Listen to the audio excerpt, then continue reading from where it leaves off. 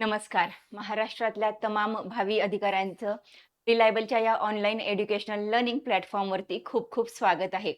मित्रांनो, नुकतंच तुम्ही ग्रॅज्युएशनला ॲडमिशन घेतलं असेल आणि तुमचं हे फर्स्ट इयर असू द्या, सेकंड इयर असू द्या आणि तुम्हाला जर कॉम्पिटिटिव्ह एक्झामची तयारी करायची असेल मनापासून आणि स्ट्रॅटेजी तुम्हाला भेटत नसेल, की कुठून करू तयारी, कशी करू, नेमकी पुस्तकं काय वाचायची आहेत आणि प्लॅन कसा करायचा, एम-पी-एस-सीचा तर पण माहिती नाहीये आपल्याला. तर मग हा व्हिडिओ खास तुमच्यासाठी आहे. जे विद्यार्थी मला पहिल्यांदा पाहत आहेत, त्यांच्यासाठी मी स्वतःचा माझा अल्प परिचय करून देते. I will introduce about myself in short. माझं नाव भानुप्रिया गायकवाड. आणि मी या क्षेत्रामध्ये टीचिंग या फील्डमध्ये मागच्या ऑलमोस्ट 12 वर्षापासून आहे. माझ्या क्वालिफिकेशनच्या बाबतीत बोलायचं असेल, तर मी एक रिसर्च स्कॉलर आहे, म्हणजेच मी पी-एच-डी पर्सीव्ह करतीये सध्या. अलोंग विथ दॅट माझं एम-टेक झालेलं आहे. रिमोट सेन्सिंग आणि कॉम्प्युटर इंजिनिअरिंगमध्ये कॉम्प्युटर इंजिनिअर आहे मी. आणि just for the sake of hobby मी माझं मास्टर्स केलेलं आहे योगा, न्यूट्रिशन आणि हेल्थ सायन्समध्ये. अलोंग विथ दॅट मी माझं कायद्याचं शिक्षण पण घेतीये. लॉची डिग्री कंप्लीट करतीये मी. तर हे शॉर्ट इन्फॉर्मेशन होती माझ्या बाबतीत. चला आपण स्टार्ट करूया. ओके. अ, बघा, ग्रॅज्युएशन नंतर तुम्हाला जस्ट तुम्ही फर्स्ट इयरला आहेत सपोज आणि तुम्हाला अनेक प्रश्न असतील, संभ्रम असेल तुमच्या मनामध्ये, की तयारी कशी करू आणि हे योग्य वय आहे का? किंवा ही स्टेप माझी योग्य आहे का? की आत्ता ग्रॅज्युएशनच्या फर्स्ट इयरला असतानापासून मी तयारी केली पाहिजे का? तर मित्रांनो, मी तुमच्यासाठी आवर्जून सांगू इच्छिते, की ग्रॅज्युएशनचं फर्स्ट इयर कदाचित तुमच्यासाठी खूप लेट झालं असेल.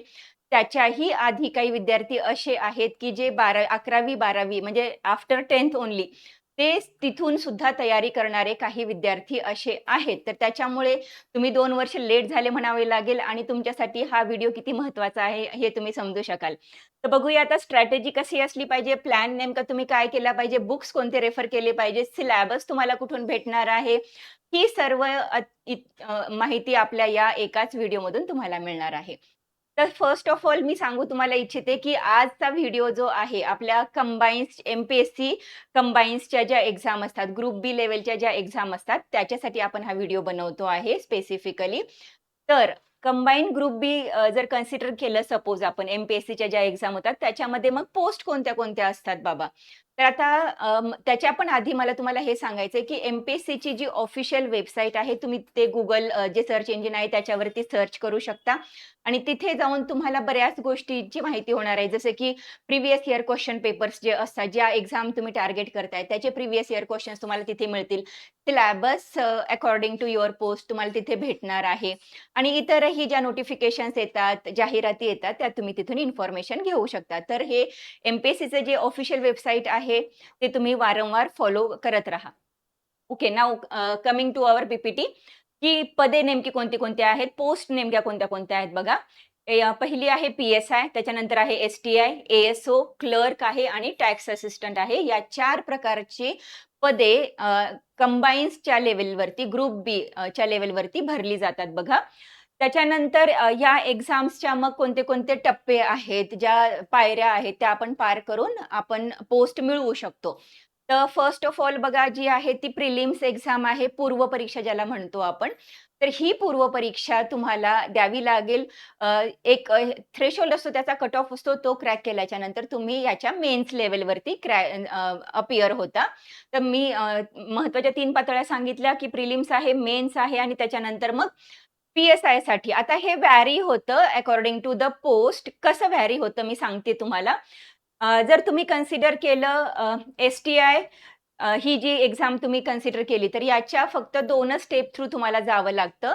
जे म्हणजे तुमचं आहे प्री आणि मेन्स या 2च टप्प्यामधून तुम्हाला जावं लागतं आणि त्याच्यानंतर डायरेक्टली मग तुम्हाला पोस्ट मिळून जाते. पण बाकीच्या एक्झाम्सच्या बाबतीत हे व्हॅरी होतं. मग पी-एस-आयच्या बाबतीत जर आपल्याला बोलायचं असेल, तर 3 मेन पातळ्या असतात प्री, मेन्स आणि इंटरव्ह्यू आणि त्याच्यानंतरही मग तुम्ही ट्रेनिंगला अपीअर होता. डायरेक्टली पोस्टिंग नाही होत तुमची. तुमची नाशिकला ट्रेनिंग होते आणि मग ट्रेनिंगच्या नंतर तुम्ही पोस्टिंग तुमची त्याच्यानंतर मग होते. अशा आपण असं म्हणू शकतो जनरली, की 4 तुम्हाला पातळ्यांमधून जावं लागतं. ओके. तसंच मग ए-एस-ओ टॅक्स असिस्टंटचं व्हॅरी होत राहतं बघा according to the post. Now coming to next बघा योग्य दृष्टिकोन काय असला पाहिजे, की जसं मी तुम्हाला सांगितलं, की ही तुमच्यासाठी गोल्डन अपॉर्च्युनिटी आहे मित्रांनो. अजूनही उशीर झालेला नाहीये असं मी म्हणेल रादर. कारण हे जे वय आहे तुमचं, हे अभ्यासामध्ये तुम्ही कंटिन्युएशनमध्ये असता आणि त्याच्यामुळे तुम्ही ज्या कोणत्या फील्डमध्ये ग्रॅज्युएशन करताय इट डझंट मॅटर. तुमची अभ्यासाची तयारी जर असेल आणि तुम्ही परिपूर्ण माहिती मिळवली, स्ट्रॅटेजी बनवली, प्लॅन बनवला, तर तुम्ही इझिली पॅरलली ग्रॅज्युएशनसोबत याचाही अभ्यास करू शकता. याच्यात काहीच शंका नाहीये. तर तुम्हाला काय करायचं आहे, एक प्रॉपर स्ट्रॅटेजी बनवायची आहे, प्लॅन बनवायचा आहे.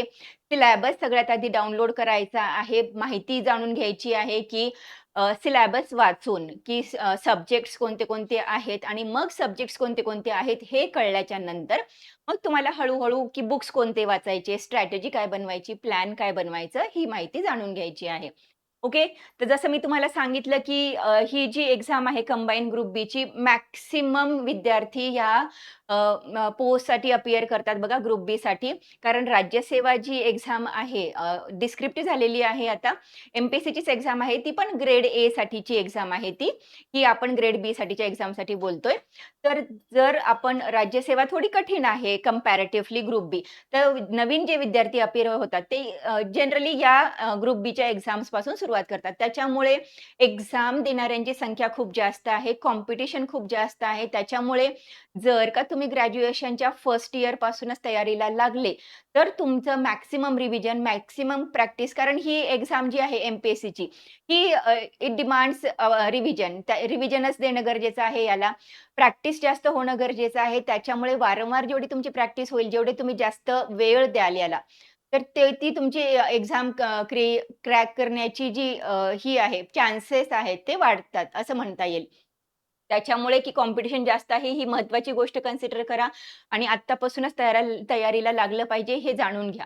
त्याच्यानंतर बघा, की स्ट्रॅटेजी सांगितलं मी तुम्हाला काय, ते सांगणारच आहे मी तुम्हाला, की स्ट्रॅटेजी तुमची काय असली पाहिजे, कसं तुम्ही प्लॅन केलं पाहिजे.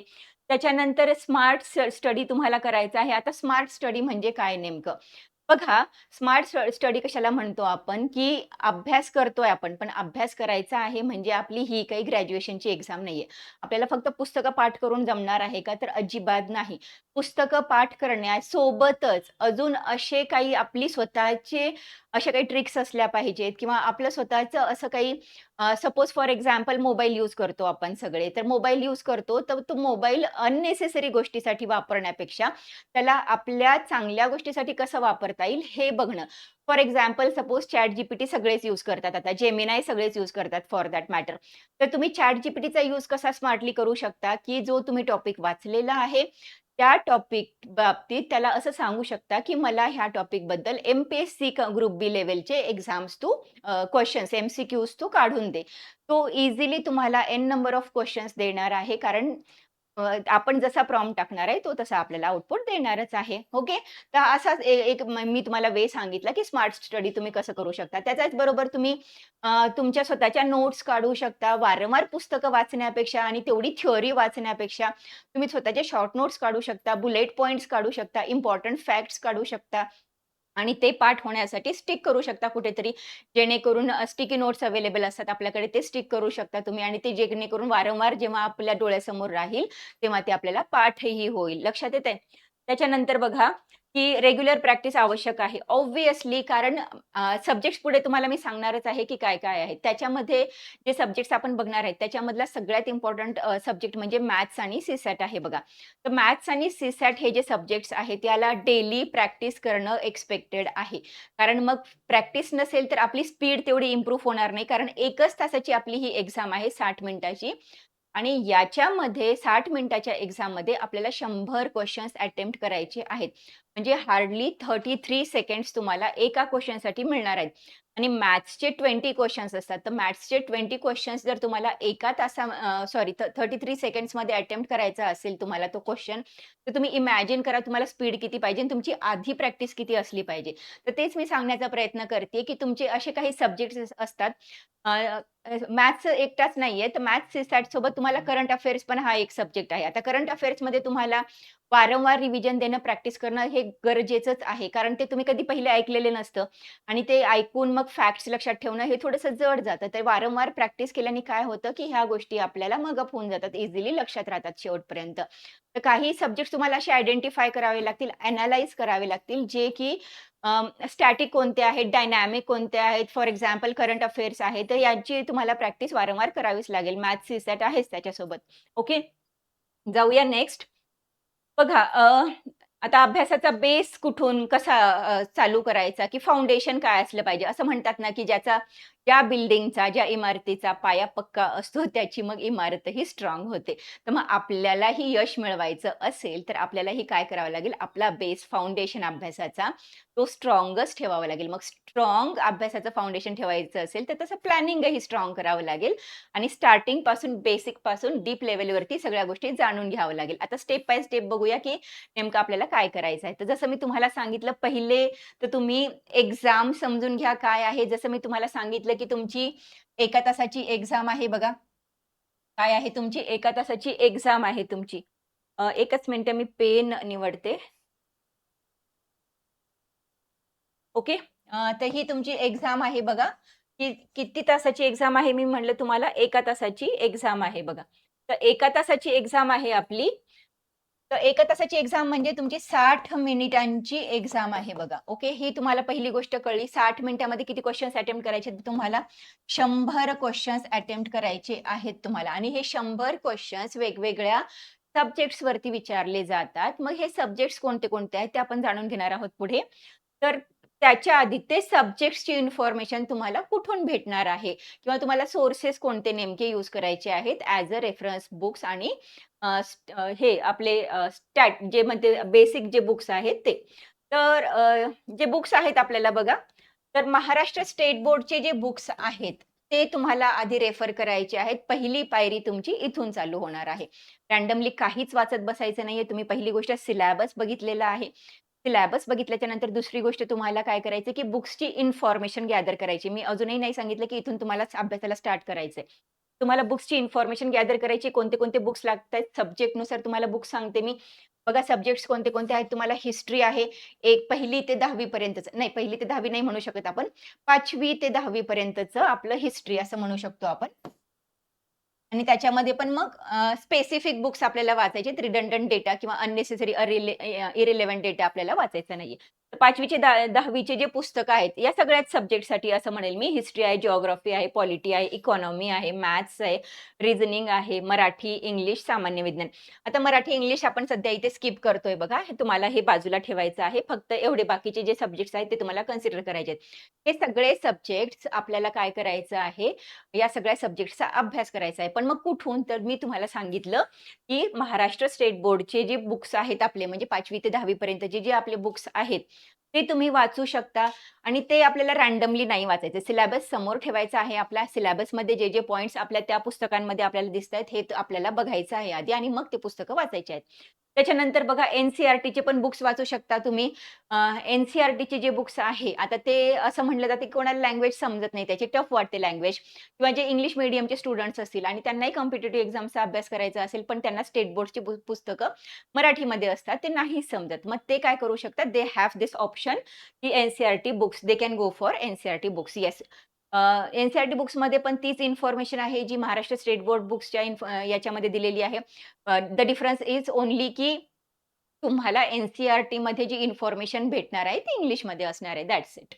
त्याच्यानंतर बघा हां, तिसरी गोष्ट अतिशय महत्त्वाची जी मला तुम्हाला सांगायची आहे, की तुम्ही एक चांगला मार्केटमध्ये अवेलेबल आहेत 21,000 चा प्रश्नसंच आवर्जून घेऊन या. जर तुम्हाला अगदी प्रामाणिकपणे मनापासून स्वतःला झोकून देऊन परिश्रम करायचे आहेत, या कॉम्पिटिटिव्ह एक्झाम्सची तयारी करायची आहे, तर पहिली गोष्ट तुम्हाला सिलॅबस डाउनलोड करून घ्यायचा आहे, प्रिंट काढून घ्यायचा आहे आणि दुसरी गोष्ट जी तुम्हाला महत्त्वाची करायची आहे, ती करायची आहे म्हणजे की तुम्हाला एक क्वेशन बँक घ्यायचा आहे, प्रश्नसंच घ्यायचा आहे. 21,000 चा मार्केटमध्ये इझिली अवेलेबल आहे. 22,000 चा अवेलेबल आहे. पण त्याच्या पण पेक्षा जास्तचा अवेलेबल असेल तर वेल एंड गुड. तर आता हा प्रश्नसंच म्हणजे काय असतो नेमकं? तर प्रश्नसंच हा तुमच्या मागच्या 10 वर्षाचा डिपेंडिंग ऑन द एक्झाम. आता तुम्ही ग्रुप बीसाठी घेताय म्हणजे तुम्हाला ग्रुप बीचा प्रश्नसंच घ्यावा लागेल आणि हा मागच्या 10 वर्षांचा मागच्या 10 वर्षांच्या एम-पी-एस-सीच्या प्रश्नपत्रिकामधले क्वेशन्स सब्जेक्ट वाईज त्यांनी बायफर्गेट केलेले असतात, कॅटेगराईज केलेले असतात. तेच क्वेशन्स आपल्याला विथ आन्सर्स अवेलेबल असतात आपल्या त्या बुकमध्ये. ते बुक तुम्हाला घ्यायचंय. आता नेमका प्रश्न तुम्हाला पडला असेल, की का घ्यायचंय हे पुस्तक आणि का एवढं इम्पोर्टंट आहे, की बुक्स वाचायच्या आधी आम्ही काय करायचंय, प्रश्नसंच का घ्यायचा? तर तुम्हाला मी सांगते. हे बघा, तुम्ही रिव्हर्स इंजिनिअरिंगची कन्सेप्ट ऐकली असेल. आता काय असतं बाबा रिव्हर्स इंजिनिअरिंग? रिव्हर्स इंजिनिअरिंगमध्ये आपण काय करतो, जो प्रॉडक्ट आपल्याला बनवला गेलेला आहे, आपण तिथून मग सोर्सपर्यंत जाण्याचा प्रयत्न करतो. मग आता रिव्हर्स इंजिनिअरिंग करायची आहे आपल्याला एम-पी-एस-सीमध्ये. ती कशी करायची आहे? तर तेच मी तुम्हाला सांगते, की इथे रिव्हर्स इंजिनिअरिंग म्हणजे काय करतो आपण, की एम-पी-एस-सीनी अल्टिमेटली आपलं आउटपुट काय असणार आहे? एक्झाम आपल्याला द्यायची आहे आणि ती क्रॅक करायची आहे. मग एक्झाम देण्यासाठी एक्झाम पेपरपासून आपल्याला सोर्सपर्यंत यायचं आहे. मग एक्झाम पेपर्स म्हणजे मग कशामध्ये आहेत? तर प्रश्नसंचमध्ये आहेत. मग प्रश्नसंच आधी वाचा. ते समजून घ्या, की एम-पी-एस-सी काय विचारते, कशावर विचारतीये म्हणजे कोणत्या सब्जेक्टवरती जास्त फोकस आहे, कोणत्या सब्जेक्टमधल्या कोणत्या टॉपिकवरती जास्त फोकस आहे. आपल्याला कोणता सब्जेक्ट चांगल्या पद्धतीने हाताळावा लागणार आहे, कोणत्या सब्जेक्टला आपण थोडं लाईटली घेऊ शकतो, असं आहे का काही? किंवा त्या पर्टिक्युलर विषयामधला नेमका कोणता एखादा टॉपिक असेल, तर त्याच्यावरती जास्त प्रश्न विचारलेत, कमी प्रश्न विचारलेत. अशा असंख्य गोष्टी आपल्याला त्या प्रश्नसंच क्वेशन बँकमधून कळणार आहेत. हेच नाही, याच्या व्यतिरिक्त तुम्हाला हे पण कळणार आहे, मोस्ट इम्पोर्टंट टॉपिक तर मी तुम्हाला सांगितलंच हे करायचं आहे ते. मग हाय यील्डिंग एरियाज कोणते-कोणते आहेत, हे कळणार आहे आपल्याला. तर हाय यील्डिंग एरियाज म्हणजे काय? तेच, की नेमकं एम-पी-एस-सी विचारतीये काय? आणि याच्यावरूनच मग आपण याला दुसरा एक स्पेसिफिक चांगला वर्ड दिलेला आहे, की क्वेशन पेपर एनालिसिस किंवा पी-वाय-क्यू एनालिसिस आपण म्हणतो. प्रिव्हियस इयर क्वेशन्सचं एनालिसिस. मग हे करण्याने काय होतं, तुम्हाला इम्पोर्टंट टॉपिक्स कळतात. तुम्हाला हाय यील्डिंग एरियाज कळतात, की कोणता एखादा टॉपिक तुम्हाला जास्त आउटपुट देऊ शकतो. ते कळतं. तुम्हाला वाचलं काय पाहिजे आणि काय नाही वाचलं पाहिजे. हे बघा, एक गोष्ट एम-पी-एस-सीमध्ये येण्याच्या आधी, या फील्डमध्ये येण्याच्या आधी लक्षात ठेवा, गाठ बांधून ठेवा. कोणती? की तुम्हाला काय वाचायचं आहे हे नाही कळलं तर चालेल, पण तुम्हाला काय वाचायचं नाहीये, हे जर कळलं ना, तर मग तुम्ही ते एक्झाम पास होण्याच्या अजून जवळ जाता. तर मग हे कशावरून कळणार आहे आपल्याला, की काय नाही वाचायचं? हेच ह्या पी-वाय-क्यू वरून कळणार आहे. प्रश्नसंच वाचल्याच्या नंतर करायचं आहे. मग प्रश्नसंच वाचताना काळजी कोणती घ्यायची आहे? तर प्रश्नसंच वाचताना तुम्ही उत्तरांकडे अजिबात लक्ष देणार नाही. तुम्हाला फक्त वाचायचं आहे. कोणत्या टॉपिकवर प्रश्न विचारलेला आहे ते फक्त बघायचं आहे. त्याच्यानंतर तुम्हाला की पुस्तकामध्ये जाऊन तो टॉपिक लगेच वाचायचा नाहीये. हे सगळ्या सब्जेक्टसाठी तुम्हाला करायचं आहे. एक्झाम समजून घ्या आधी. क्वेशन कशावर विचारले जातात ते समजून घ्या आधी आणि मग अभ्यासाला प्रॉपरली तुम्ही लागू शकता. ठीक आहे. हे आपण पाहिलं की सिलॅबस फाउंडेशन आपला बेस कसा तयार झाला पाहिजे आणि मग एकंदर तुम्हाला हेही सांगितलं मी, की स्ट्रॅटेजी तुमची कुठून कशी बनवली पाहिजे. एकतर तुम्ही syllabus go for your syllabus first आणि त्याच्यानंतर तुम्ही पी-वाय-क्यू एनालिसिस करा. पी-वाय-क्यू एनालिसिस तुम्हाला कुठून करायचं आहे? प्रश्नसंच आणायचा आहे आणि प्रश्नसंचमधून तुम्हाला मग पी-वाय-क्यू एनालिसिस करायचं आहे. आता पी-वाय-क्यू एनालिसिस म्हणजे तुम्हाला सांगितलं मी त्याचं काय रिझन आहे आणि का बरं करायचं ते पण सांगितलं मी तुम्हाला. आणि त्याच्यानंतर हे पण सांगितलं तुम्हाला, की सब्जेक्ट्स कोणते-कोणते आहेत आणि ते मग पी-वाय-क्यू एनालिसिस झाल्याच्या नंतर you can go for the reference books किंवा मग आपले जे बेसिक बुक्स आहेत शाळेतले ते ते आपण वाचायला सुरुवात करू शकतो. त्याच्यानंतर बघा अ, तर आता जे 3 टप्पे मी तुम्हाला सांगितले, आपल्या ज्या एक्झाम्स फोकस करतोय आपण त्याचे मेन्स आणि इंटरव्ह्यू. तर हां, ठीक आहे. आय अंडरस्टँड की एस-टी-आयला इंटरव्ह्यू नाहीये. मग आता त्याची तयारी कशी करायची किंवा त्याच्याबद्दल थोडक्यात आपण एक काय करूया, ओव्हरव्ह्यू घेऊया बघा. तर प्रिलिम स्ट्रॅटेजी काय असली पाहिजे तुमची ऑब्जेक्टिव्ह क्वेशन्सवरती फोकस केला पाहिजे तुम्ही. आता ऑब्जेक्टिव्ह क्वेशन्सवरती फोकस केला पाहिजे म्हणजे अगेन तुम्हाला हे प्रश्नसंच बघितल्याच्या नंतर कळणारच आहे. ठीक आहे, प्रश्नसंच घ्या किंवा मग तुम्हाला दुसरा ऑप्शन काय आहे, जी मी वेबसाईट सांगितली एम-पी-एस-सीची तिथे त्या ऑफिशियल वेबसाईटवरती जा. P-Y-Q sorry previous year question papers download करून घ्या. ते प्रिंट काढून आणा आणि ते तिथून वाचायला चालू करू शकता. पण याच्यामध्ये तुम्ही भयानक कन्फ्यूज होऊन जाणार आहेत. तुम्हाला अभ्यास करावाच वाटणार नाही याच्यानंतर क्वेशन पेपर घेतल्याच्या नंतर. का? कारण ते सगळं मिक्स असतं. 100 क्वेशन्स असतात त्याच्यामध्ये इंग्लिश आणि मराठीमध्ये दिलेले. मग ते तुम्हाला सब्जेक्ट वाईज कॅटेगराईज करावं लागेल आणि मग तिथून तुम्हाला फार अधिक हार्ड वर्क करावं लागेल आणि मग तुम्हाला कुठेतरी असं म्हणू शकता तुम्ही, की मी वाचलं बाबा पी-वाय-क्यू. पण हे मग प्रश्नसंचवाल्यांनी सोपं करून दिलंय ना आपल्याला. आणायचं प्रश्नसंच सब्जेक्ट वाईज दिलेलं आहे. इव्हन टॉपिक वाईज दिलेलं आहे, चॅप्टर वाईज. ताण नाही घ्यायचा बिलकुल. ठीक आहे. त्याच्यानंतर बघा, आता दुसरं जे महत्त्वाचं आहे ते स्टॅटिक करंट अफेअर्स बॅलन्स कसं करायचं. आता मी तुम्हाला सांगितलं सुरुवातीलाच, की स्टॅटिक टाइपचे काही सब्जेक्ट्स असतात आणि डायनॅमिक काही टाइपचे काही सब्जेक्ट्स असतात. तर मग डायनॅमिक टाइपच्या सब्जेक्ट्समध्ये काय येतं, करंट अफेअर्स येतं आणि तुमचं मॅथ्स एंड रिझनिंग असं म्हणू शकतो आपण. हां, आता स्टॅटिकमध्ये कोणते सब्जेक्ट्स येतात मग? तर स्टॅटिक्समध्ये तुमचं हिस्ट्री येतं. हिस्ट्री मेन अँड इम्पोर्टंट असं म्हणू शकतो, की स्टॅटिकमध्ये आहे. इम्पोर्टंट ॲज इन की स्टॅटिकमध्ये तो येतो, स्टॅटिक सब्जेक्टमध्ये येतो. आणि डायनॅमिकमध्ये मग आता डायनॅमिक म्हणजे काय नेमकं सांगते मी तुम्हाला, की असे टॉपिक्स किंवा असे सब्जेक्ट्स जे 2 पद्धतीने त्याच्यावरती प्रश्न विचारला जाऊ शकतो. कशा? तर एकतर ते करंट ओरिएंटेड प्रश्न त्या सब्जेक्टवरती विचारले जाऊ शकतात. फॉर एक्झाम्पल आता इकॉनॉमिक्स हा सब्जेक्ट घ्या, अर्थशास्त्र हा सब्जेक्ट घ्या. तर अर्थशास्त्र हा सब्जेक्ट म्हणजे डे टू डे लाईफमध्ये आपली वर्ल्ड वाईड इकॉनॉमी, त्याचबरोबर आपली इंडियन नॅशनल जी इकॉनॉमी आहे आपली कशी चेंज होते, आपलं बजेट मांडलं जातं प्रत्येक वर्षी. मग बजेट मांडण्याची जी प्रोसेस आहे, मग ह्या तारखेला बजेट मांडलं, मग एवढ्या-एवढ्या रुपयाचं बजेट मांडलं, मग ह्या-ह्या योजना आल्या. हे जे आहे ना, की नवीन स्कीम्स येतात वगैरे, वगैरे. तर मग ह्या ज्या गोष्टी आहेत, ह्या ऑब्व्हियसली करंट ओरिएंटेड काही पार्ट आहे त्याच्यामध्ये. मग ह्या करंट ओरिएंटेड पार्टवरती जेव्हा क्वेशन विचारला जातो, त्याला म्हणतात डायनॅमिक सब्जेक्ट्स. ठीक आहे. मग असे कोणते-कोणते सब्जेक्ट्स आहेत जे डायनॅमिक आहेत? करंट अफेअर्स आणि maths reasoning sorry maths reasoning नाही म्हणू शकत आपण डायनॅमिक आहे. करंट अफेअर्स येतं.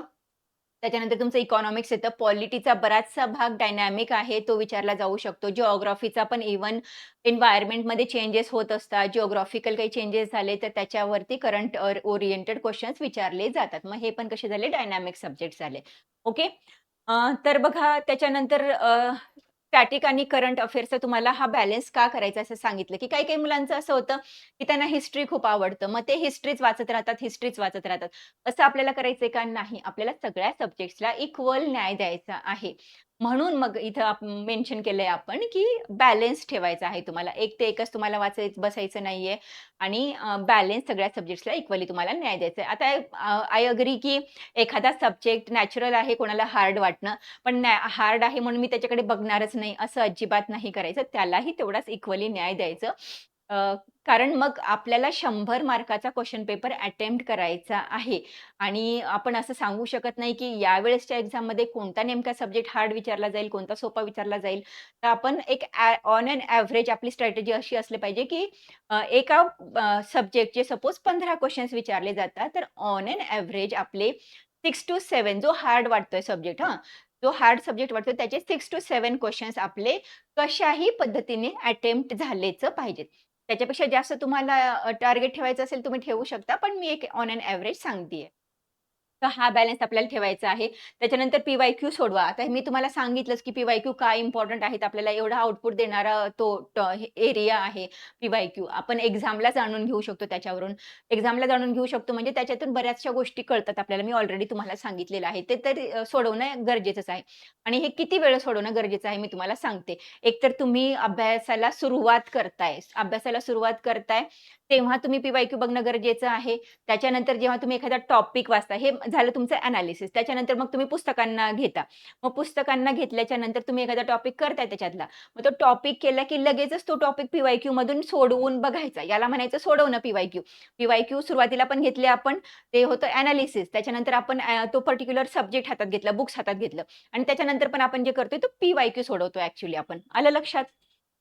ओके. Coming to next. आता मग मेन्सची स्ट्रॅटेजी बघा काय असली पाहिजे. मेन्समध्ये नेमकं काय-काय आहे? मेन्समध्ये मोस्ट इम्पोर्टंटली आपल्याला भाषा विषयावर जास्त भर द्यायचा आहे. येस, बाकीचे विषय पण आपल्याला आहेत, पण ते आपले मॅक्सिमम सब्जेक्ट प्रीमध्ये ऑलरेडी झालेले असतात. म्हणून इथे आपल्याला काय करायचं आहे, मराठी, इंग्रजी भाषेवर भर द्यायचा आहे. त्याच्यात पण आपल्याला काय भर द्यायचा आहे बघा इंग्रजीच्या बाबतीत मी तुम्हाला स्पेसिफिकली सांगते. तर इंग्रजीमध्ये तुम्हाला व्होकॅब्युलरी कंपल्सरी करायचीच आहे आणि याचे पण पी-वाय-क्यू सुरुवातीला आपण बाय डिफॉल्ट करणारच आहे. त्याच्यात दुसरं काही ऑप्शन नाहीये. पी-वाय-क्यू सुरुवातीला इंग्रजी असू द्या, भाषा विषय असू द्या, काही असू द्या, त्याचे पी-वाय-क्यू सुरुवातीला करायचे आहेत आपल्याला. मराठीमध्ये ग्रामरचा पार्ट कोणता आहे, अदर दॅन पॅराग्राफ्स वगैरे येतात का? मग ते पण आपल्याला बघायचं आहे. इंग्लिशमध्ये पॅराग्राफ येतोय का? ट्रान्सलेशन येतंय का? हे पण आपल्याला बघायचं आहे. आणि व्होकॅब्युलरी डेली तुम्ही 5 ते 10 शब्द डेली तुम्ही एक टार्गेट बनवा तुमचं, की 10 शब्द तरी मी डेली पाठ करणार आहे. हे तुम्हाला कायम, कायम, कायम लक्षात ठेवायचं आहे. ओके. त्याच्यानंतर बाकीचे पण जी-एस आणि याचे विषय आहेत बघा, जी-एसचे विषय जे तुम्हाला सांगितले ते प्रीला जे होते ते आपल्याला ॲज इट इज आहेतच ते विषय मेन्सला पण. तर ते तर तुम्हाला करायचंच आहे. ओके. आता त्याच्यानंतर बघा अ, त्याच्यानंतर करंट अफेअर्सची तयारी कशी करायची बाबा? एक महत्त्वाचा फार इम्पोर्टंट विषय आहे करंट अफेअर्स. मोस्टली विद्यार्थी हा विषय सोडून देतात. कारण मग त्यांचं पाठांतर होत नाही करंट अफेअर्सचं किंवा कोणाकोणाला तात्पुरतं असं वाटतं की लक्षात राहतंय. पण नंतर कळतच नाही की आठवत नाहीये वगैरे या गोष्टी. आणि दुसरं काही ग्रुप विद्यार्थ्यांचा असाही असतो की त्यांना करंट अफेअर्सची तयारी नेमकी कुठून करायची? कारण भरमसाठ मटेरियल उपलब्ध आहे आणि ऑथेंटिकेटेड सोर्सेस कोणते आहेत हे कोणाला माहितीच नाहीये.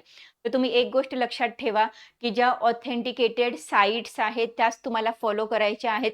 त्याच्यानंतर न्यूजपेपर तुम्हाला डेली वाचायचा आहे. डेली म्हणजे डेली वाचायचा आहे. त्या न्यूजपेपरच्या नोट्स तुम्हाला काढायच्या आहेत डेली आणि अपार्ट फ्रॉम दॅट ते तुम्हाला सांगितलं, की मी डेली न्यूजपेपर वाचायचे. तुम्हाला लोकमत वाचू शकता, तुम्ही लोकसत्ता वाचू शकता किंवा तुम्ही सकाळ वाचू शकता. तर मला तुम्हाला सांगायचं असेल, तर मी तुम्हाला लोकसत्ता तुम्हाला प्रिफर करा असं सांगेल. त्याच्यानंतर मंथली मॅगझीन हे लोकराज्य जे मॅगझीन आहे, लोकराज्य हे मॅगझीन आपल्या महाराष्ट्र सरकारचं ऑथेंटिकेटेड सोर्स आहे. जिथे ऑथेंटिकेटेड इन्फॉर्मेशन लाइक योजना असतात किंवा सरकारचे काही महत्त्वाचे मुद्दे असतील, त्यांचा काही प्लॅन असेल, त्यांच्या वेगवेगळ्या स्कीम्स वगैरे जे चालू आहेत, हे हे सगळं आपल्याला इन गॅदर्ड फॉर्म मिळतं. लोकराज्य या मॅगझीनमध्ये. तर तुम्ही न्यूजपेपर तर वाचताच आहेत. ओके. न्यूजपेपर सोबत तुम्हाला जे करायचं आहे, ते लोकराज्य न्यूजपेपर कंपल्सरी करायचंच आहे. आता हे बऱ्याच जणांना माहिती नसेल, की नेमकं लोकराज्य हे मॅगझीन काय आहे.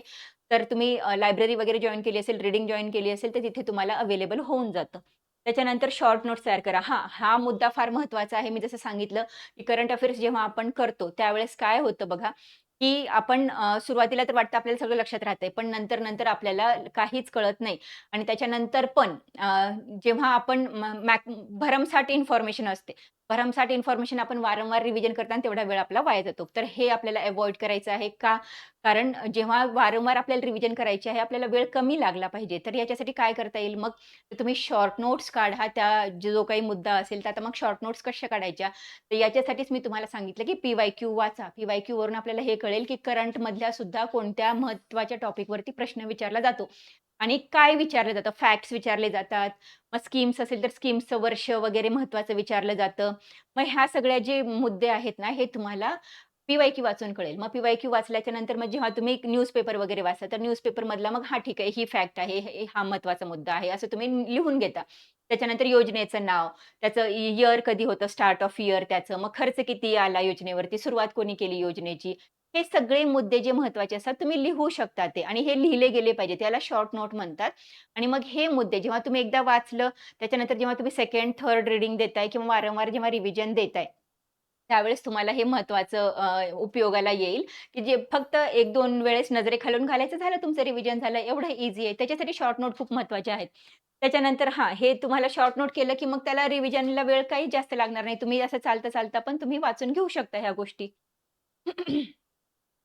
त्याच्यानंतर बघा टेस्ट सीरीज आणि प्रॅक्टिस हा एक मुद्दा फार महत्त्वाचा आहे. तर टेस्ट सीरीज आणि प्रॅक्टिस जेव्हा तुम्ही अभ्यासाला लागताय, तुमचा अभ्यास पूर्ण करताय, एकदा तुमचं रीडिंग वगैरे कंप्लीट होतंय, तुमचे पी-वाय-क्यू वगैरे सॉल्व्ह करून होतायत आणि तुम्ही जेव्हा असं वाटतं तुम्हाला, की हां, माझा सगळा अभ्यास झालेला आहे, वारंवार रिव्हिजन पण करून झालेले आहेत, आता मी एक्झाम देण्यासाठी तयारी आहे. फर्स्ट अटेम्प्ट मी माझा देऊ शकतो बाबा. तर अशा वेळेस बघा, अशा वेळेस तुम्हाला काय करायचं आहे, प्रॅक्टिस तर तुम्ही ऑलरेडी केलेलीच आहे पी-वाय-क्यूची. त्याच्यानंतर तुम्हाला जे करायचं आहे, ती एक चांगली दर्जेदार टेस्ट सीरीज लावायची आहे. तर टेस्ट सीरीज म्हणजे नेमकं काय असतं, की क्लासेसमध्ये वगैरे एक एन्व्हायर्नमेंट तयार केलं जातं, एक्झामचा माहोल तयार केला जातो आणि तिथे तुम्ही बाकीच्या विद्यार्थ्यांसोबत एक्झाम देऊ शकता. हां आणि याचा फायदा काय आहे, की आपल्या बाजूचा कसा पेपर सोडवतोय, तो जो एक्झाम हॉलमधला जो फील असतो, जी भीती असते, ती आपली गायब होते. जे नर्व्हसनेस असते आपली, ती गायब होते याच्याने बघा. आणि मग याच्याने आपलं जे म्हणजे नर्व्हसनेस कमी झाली अल्टिमेटली, तर आपण ऑब्व्हियसली फोकसनी क्वेशन्स अटेम्प्ट करू शकतो. कॉन्सन्ट्रेशननी अटेम्प्ट करू शकतो क्वेशन. तर त्याच्यासाठी आणि मग एक्झाममध्ये क्वेशन्स कसे विचारले जातात याची पण आपल्याला एक आयडिया येऊन जाते. तर त्याच्यासाठी पण महत्त्वाचं आहे. आणि हां, त्याच्याने काय होतं, की टाईम मॅनेजमेंट आपल्याला कळून जातं, की एका तासामध्ये आपले 100 क्वेशन्स अटेम्प्ट होतायत का? की नेमके किती होतायत? मग आपण स्वतःची चाळणी आपण स्वतः करतो, की मग क्वेशन्स कसे वाढवता येतील माझे? चुका कशा टाळता येईल? नेमकं कुठे चुकतोय मी? कोणत्या सब्जेक्टमध्ये चुका होतायत माझ्या मॅक्सिमम? कमी कुठे मार्क कोणत्या विषयामध्ये येत आहेत, हे सगळं आपल्याला टेस्ट सीरीजमधून कळून जातं बघा. तर त्याच्यासाठी हे महत्त्वाचं आहे. त्याच्यानंतर हां, तर आता तुम्हाला तुम्ही तयारी तर करणार आहेत, ओके. आता तयारी करणार आहेत, पण मग आता तुम्हाला ही इन्फॉर्मेशन आमच्या क्लासेस थ्रू तुम्हाला दिली गेली आहे. तर तुम्हाला ही इन्फॉर्मेशन चांगली वाटली आहे आणि तुम्हाला अजूनही असं कळत नाहीये, की बाबा नेमके सोर्सेस कुठून फाइंड आउट करू किंवा अभ्यास कुठून स्टार्ट करू, हे अजूनही संभ्रमात असाल, तर बघा आमचा छत्रपती संभाजीनगरमध्ये रिलायबल स्पर्धा परीक्षा केंद्र नावाचा उत्तम क्लास आहे, दर्जेदार क्लास आहे. तिथे तुम्हाला उत्कृष्ट पद्धतीचं मार्गदर्शन दिलं जाईल. अभ्यासाबद्दलचं, नेमकी तयारी कुठून करायची, सुरुवात कुठून करायची, एम-पी-एस-सीचा म पासून आम्ही तुम्हाला शून्यापासून सगळं शिकवणार आहोत. तर आवर्जून भेट द्या. बघा वैशिष्ट्ये काय-काय आहेत क्लासेसची मी तुम्हाला एकदा सांगून देते. कंप्लीट एम-पी-एस-सी ग्रुप बी आणि ग्रुप बी सीचा कोर्स आहे. अवेलेबल आहे आपल्याकडे. त्याच्यानंतर डेली ऑनलाईन टेस्ट सॉल्व्ह केल्या जातात. आपल्या इथे ॲपवरती पण सॉल्व्ह केल्या जातात, ऑफलाईन पण सॉल्व्ह केल्या जातात. तर डेली तुमची टेस्ट होणार आहे. याचा फायदा तुम्हाला कुठे होणार आहे? जो टॉपिक तुम्ही डेली केलेला आहे, प्रॅक्टिस ज्याची केलेली आहे, तुम्हाला इमिडिएटली कळून जातं, की तुम्हाला त्याचे क्वेशन्स किती अटेम्प्ट होत आहेत वगैरे. तर डेली ऑनलाईन टेस्ट आपल्याकडे आहे बघा. अनुभवी मार्गदर्शन आहे. बरेचसे आता बऱ्याच वर्षापासून या टीचिंग फील्डमध्ये आहेत. मॅक्सिमम लोकांच्या ज्या एक्झाम क्लिअर झालेल्या आहेत. असे एक्सपर्ट गाईडन्स आपल्याकडे अवेलेबल आहे बघा. तर अनुभवी मार्गदर्शन आहे. त्याच्यानंतर पर्सनल डाउट सॉल्व्हिंग आहे. पर्सनल विद्यार्थ्यांना म्हणजे अप्रोच करता येईल आणि डाउट पण विचारता येईल फॅकल्टीजला. त्याच्यानंतर मेंटॉरशिप आणि काउन्सिलिंग पण आहे आपल्याकडे बघा. तुम्हाला काही अडचणी येत असतील, कोणत्या सब्जेक्टमध्ये अडचणी येतात, तुम्ही कुठे चुकताय, या प्रत्येक गोष्टीसाठी आम्ही गाईडन्स तुम्हाला करणार आहोत, मेंटॉर करणार आहोत आणि काउन्सिलिंग पण वारंवार करणार आहोत. प्रत्येक विद्यार्थ्याचं आम्ही एनालिसिस करून त्याला वारंवार गाईड करत राहू, की "तू इथे चुकतोयस, तुला इथे इम्प्रूव्ह करायची गरज आहे." तर या टाइपचं काउन्सिलिंग आमच्या इथे केलं जातं. तर एकदा आवर्जून भेट द्या. रिलायबल स्पर्धा परीक्षा केंद्र, छत्रपती संभाजीनगर. बॅचेस आपल्या चालू आहेत. ओके, नेक्स्ट बघा आता. आता सगळ्यात महत्त्वाचं, की एम-पी-एस-सीमध्ये येण्यासाठी, या फील्डमध्ये येण्यासाठी तुम्ही मोटिव्हेटेड असणं फार गरजेचं आहे. कारण हे स्ट्रगलच एवढं हार्डवर्कच एवढं जास्त आहे, की म्हणजे इथे तयारी करण्यासाठी सेल्फ मोटिव्हेटेड असणं फार गरजेचं आहे. एक मोटिव्हेशनल कोट सांगते मी तुम्हाला, hard work plus smart strategy is equals to selection. अगदी बरोबर आहे मित्रांनो, कारण तुम्ही अगदी फक्त गाढव काम करून नाही ही एक्झाम क्रॅक करू शकत. तुम्हाला त्याच्यासोबतच स्मार्ट वर्क पण लागणार आहे. तर स्मार्ट वर्क म्हणजे काय, की हेच जे तुम्हाला मी छोट्या-छोट्या गोष्टी सांगितल्या, की मोबाईल कसा हाताळायचा, कोणत्या गोष्टी अव्हॉइड करायच्या, कोणत्या गोष्टी टाळायच्या. हे जे आहे तेच काय आहे अल्टिमेटली स्मार्ट वर्क आहे. तर तयारी आजपासून सुरू करा. यश तुमचंच आहे आणि तुमच्या कुटुंबाचा अभिमान वाढवा. तुमची स्वतःची ओळख निर्माण करून देणारी ही पोस्ट आहे. ग्रुप बीची पोस्ट आहे. गव्हर्नमेंट ऑफिसर म्हणल्याबरोबरच आपलं एक प्रेस्टीज तयार होतं, स्टेटस तयार होतं बघा. तर ठीक आहे. माहिती आवडली असल्यास तुमच्या मित्रांना शेअर करा नक्की आणि कनेक्टेड राहा आमच्या बॅचला. सबस्क्राईब करा आमच्या चॅनलला. Thank so much. Stay connected, stay motivated and keep studying. Thank so much.